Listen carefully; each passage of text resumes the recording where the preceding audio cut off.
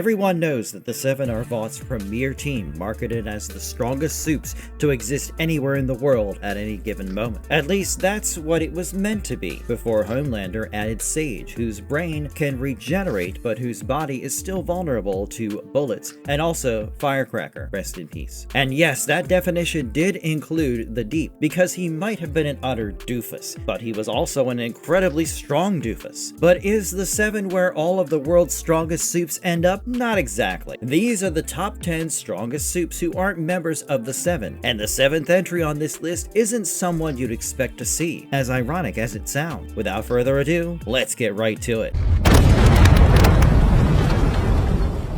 Bombsight TV/Vought Rising. This first-generation V1 subject can trade blows with heavyweights like Soldier Boy and walk away relatively unharmed. In fact, punching him can hurt Soldier Boy's own hand, because Bombsight's body is presented as ridiculously durable. He hasn't seen his own blood ever since he was injected with V1, and that's blood connected to blunt force trauma as well, mind you. The original V1 formula appears to be a far more experimental and dangerous early version of Compound V, which means Bombsight's strength, durability, reflexes, and senses should be treated as early generation Vought nightmare fuel. We're not saying he is automatically stronger than Homelander, because that would need to be proven fully on screen, but based on what has already been set up, Bombsight clearly is not just another random Vought asset. The physical impact his blows generate puts him in a league far above most modern Supes, and while many celebrity Supes lack formal combat training, Bombsight doesn't. He was connected to the military before he became a Supe, which means he is not just powerful, he actually knows how to fight. That matters in a universe where half the people with powers are basically walking PR campaigns. Bombsight is different. He has raw power, combat instinct, and the kind of durability that makes even Soldier Boy take notice. Add on his flight and explosive impact and you have one of the strongest Supes from Vought's earliest era on your hands. If you think of Soldier Boy's pre-payback circle as the original blueprint for Vought's celebrity Supe machine, then Bombsight absolutely belongs in this conversation. Soldier Boy TV. Now, yes, Soldier Boy is the obvious heavy hitter here, but that is exactly why leaving him out would make fans riot. He was the face of Payback, not the Seven, and before Homelander became Vaught's golden god, Soldier Boy was the company's biggest Supe weapon. He has super strength, extreme durability, slowed aging, military combat experience, and enough raw toughness to survive decades of torture and experimentation. What makes Soldier Boy so dangerous is that he is not just strong on paper. He has actual fight experience. He can go hand to hand with Homelander, survive punishment from top-tier Supes, and still keep swinging. Most Supes panic when the fight stops being staged. Soldier Boy doesn't. He was built for propaganda, sure, but underneath the branding, he is still one of the most physically dangerous beings Vought ever produced. Then there is his chest blast, which pushes him into an even scarier category. It does not just destroy things, it can burn Compound V out of a Supe's body and leave them powerless. That means Soldier Boy is not only strong enough to fight Supes, he is one of the few Supes who can erase what makes them special in the first place. Even if you hate him, even if you think he is a walking toxic masculinity museum, his power level is undeniable. Among non-Seven Supes, Soldier Boy is one of the absolute monsters. Ryan Butcher TV. Homelander's son and the first natural-born Supe in the entire series, Ryan Butcher might have inherited his personality from his mom, but his powers clearly came from his dad. The show has established that most Supes are created through Compound V, but Ryan is different. He was born with powers, which immediately makes him one of the most important biological anomalies in the boys' universe. Ryan came into this world with a power set dangerously close to Homelander's. He has super strength, major durability, and heat vision powerful enough to nearly kill Stormfront when he lashes out emotionally. That one moment alone proves why Ryan belongs on this list. He was a child, barely trained, barely in control, and still managed to destroy one of the most durable Supes in the show's history. The important thing is not that Ryan had already reached Homelander's level. He had not. The important thing is that his ceiling was terrifying. If he had grown up under Homelander's control, trained his abilities, and fully embraced that darker side of himself, Ryan could have become one of the most powerful Supes ever created. Thankfully, the finale takes him in a different direction. Kimiko's depowering blast leaves him human, and Ryan survives with a chance at something resembling a normal life. So, Ryan's place on this list is about potential as much as raw feats. He was not the finished product, he was the next stage, and that is exactly what made him so dangerous. Victoria Newman, TV. Up until Butcher split her apart like a bunch of faded old rags, Victoria Newman was one of the deadliest and hardest to counter Supes in the Boysverse. Oh, and her physical stats were impressive too, considering she survived Homelander's heat vision on live television without being instantly cooked, and she also endured acid being splashed across her face. But Victoria Newman's true strength was never about bench press numbers, it was about precision. Her blood manipulation ability made her one of the most dangerous assassins in the entire franchise. She could kill people without touching them, without revealing herself, and without leaving an obvious conventional weapon behind. That is how she became the infamous Head Popper. She killed an entire room full of people in a courthouse while hiding in plain sight, and for a long time, nobody knew she was responsible. Her power appears to work as long as she can visually focus on the target, and that makes her terrifying in a political world full of cameras, speeches, rallies, courtrooms, and public appearances. Yes, there are limits. She strains when using her powers heavily, and Homelander believed she could not kill him. But Homelander is the measuring stick of this universe, so being below him does not make her weak. It still makes her one of the most dangerous Supes alive before her death. If we are talking direct brawling, she is not number one. But if we are talking assassination potential, Victoria Newman is easily one of the scariest non-7 Supes the show ever gave us. Stormfront Comics. Aya Cash's Stormfront is definitely strong, there's no doubt about it, but the TV version eventually joins the 7, so for this list, we're focusing on the comic book Stormfront, who is a completely different kind of nightmare. In the comics, Stormfront is male,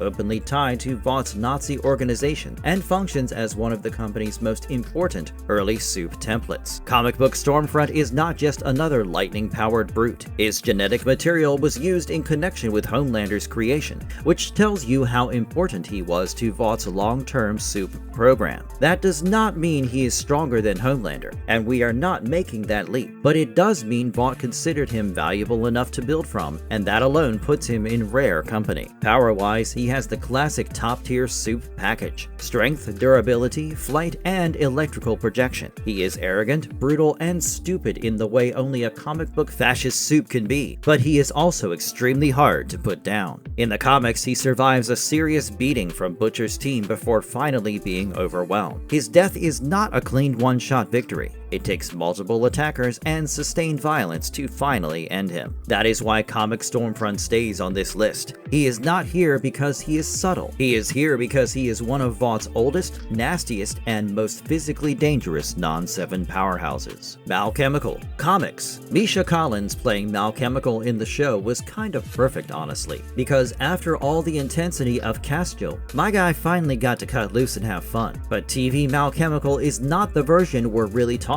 about here. The comic book version is the one who deserves the serious, power-scaling conversation. Comic book Malchemical is an elemental and chemical shapeshifter, which makes him one of the most disturbing Supes in the entire comics run. He can alter his body into dangerous chemical forms, shift his physical state, and weaponize himself in ways most brick-type Supes simply cannot deal with. He is not scary because he punches harder than everyone else. He is scary because touching him, breathing near him, or being trapped in a room with him can become a death sentence. And yes, he is also one of the vilest characters in the comics. His powers are tied directly to predatory behavior, and that makes him disturbing in a way that goes beyond normal superhero violence. But from a purely ability-based perspective, Malchemical has an absurdly useful and dangerous power set. If he had discipline, intelligence, or any real strategic control over himself, he could have been a nightmare, even for stronger Supes. The brutal irony is that his own power set helps lead to his death, because Butcher exploits his gaseous form and burns him. But that does not make Malchemical weak.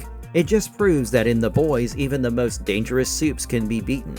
if someone is cruel and clever enough. Shehemoth. Comics. Shehemoth is yet another example of a comic book soup who feels like she should have been used more than she was. As her name and appearance suggest, she is a She-Hulk style powerhouse. Huge, muscular, durable, and built for raw destruction. She does not get the kind of deep spotlight that would let us measure every limit of her power, so we should not pretend she has a long list of elite combat feats. But based on concept, body type, and Vought's interest in her, she clearly belongs among the strongest non-7 physical soups. In the comics, she is connected to the Herogasm material and later appears around the larger chaos surrounding Homelander's movement. The show also uses her name as part of the wider soup ecosystem, but neither version gives her the full monster showcase she probably deserved. That is why this entry has to be framed carefully. Shehemoth is not here because we saw her tear through Homelander-level opponents. She is here because she is obviously designed as one of the franchise's biggest raw-strength parody characters. The safest way to put it is this: Shehemoth has 7-level physical potential, but not 7-level narrative focus. She is a massive, strength-based soup who could have been a much bigger deal if the comics or the show had cared to explore her properly. That untapped potential is exactly what makes her interesting. Vicor comic. Vicor is a brutal, Viking-inspired soup from the comics, and he absolutely fits the theme of Vought creating violent, marketable monsters outside the Seven. He is associated with the Children of Stormfront, a group packaged around a fake mythic and racial image rather than actual noble heritage. In other words, very classic Vought. Ugly ideology, ugly branding, ugly people. What makes Vicor stand out is his durability. In the comics, Butcher puts him through a horrific punishment involving a furnace, and Vicor survives injuries that would kill almost anyone else. His body is ruined, but the fact that he lives through it all tells you that this guy is not a normal soup. He is not just some costumed goon with a hammer. He is a body horror survival machine. That said, we are keeping this one safe. Vicor is not confirmed as one of the strongest soups in the entire franchise. He does not have the same obvious global power status as Homelander, Soldier Boy, or Stormfront, but as far as non-7 comic soups go, his survivability and violent physical presence make him a strong candidate for this list. He represents the ugly middle ground of the boys' universe, not famous enough to be worshipped, but powerful enough to ruin your life if Vought points him in your direction. Sam Rorden, Gen V/TV. Sam Rorden might not have flashy laser eyes, bloodbending, flight, or lightning powers, but when it comes to pure physical strength,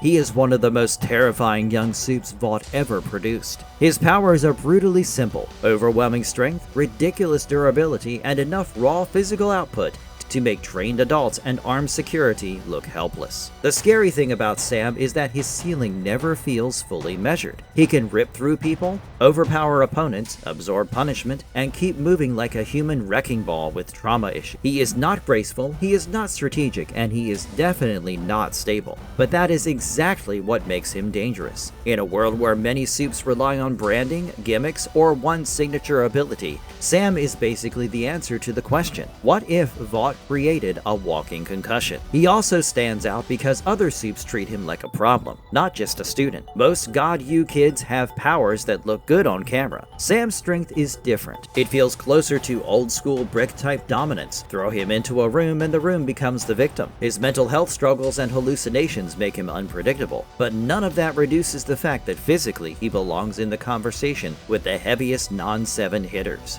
Could Sam beat Homelander? Based on what we have seen, no. Could he demolish most non-elite soups before they even understand what happened? Absolutely. And that is why Sam Rorden earns his spot here. Marie Moreau, Gen V. The strongest Gen V representative on this list, and with good reason, because Marie Moreau has one of the most dangerous and versatile power sets in the entire boysverse. Blood manipulation might sound narrow at first, but the show keeps expanding what it means. Marie can weaponize her own blood, sense things inside people's bodies, detect biological abnormalities, and eventually use her powers offensively against other Supes in ways that put her closer to Victoria Newman's level than anyone expected. The key difference is potential. Victoria Newman was controlled, precise, and politically terrifying. Marie is younger, less experienced, and still figuring herself out, but that makes her even more frightening in the long run. She has already shown that her powers are not limited to simple blood whips or self-defense. They can be diagnostic, offensive, defensive, and potentially game-changing, depending on how far she pushes them. That does not mean we should say she definitely eclipses Homelander.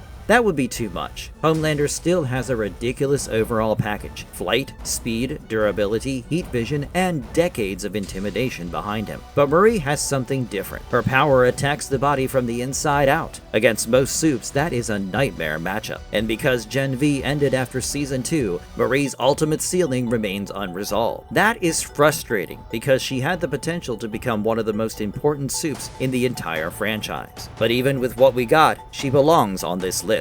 Marie Moreau is not just strong, she is the kind of Supe who could change what strong even means. But as for this video, we hope you guys enjoyed it because this is all we've got for y'all. Let us know your thoughts about these non-7 Supes in the comments below, and as always, don't forget to like, share, and subscribe to our channel. We'll see you guys real soon with yet another video, so until then, stay safe and have a great day.